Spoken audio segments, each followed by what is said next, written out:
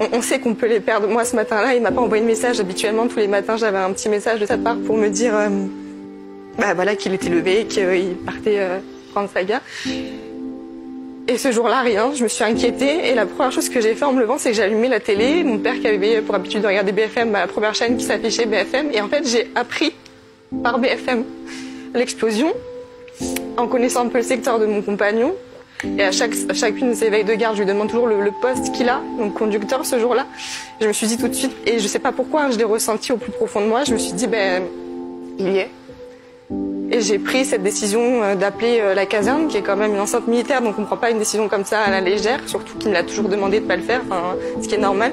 Et là, je sais pas pourquoi, j'ai dit, il faut que je le fasse, et effectivement, heureusement que je l'ai fait, parce que je suis tombée sur quelqu'un tout de suite qui a essayé de me réconforter comme il pouvait. On ne trouvait pas Nathanaël, effectivement il y était, mais on ne savait pas où il était.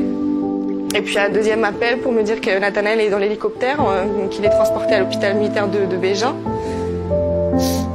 Et puis quelques minutes après, je passe le téléphone à ma belle-mère parce qu'il est impossible pour moi de me dire que là on va me dire, je sais ce qu'on va me dire, je le sais, il est en arrêt cardio-respiratoire, il a été soufflé, il a été retrouvé encastré sous cette voiture.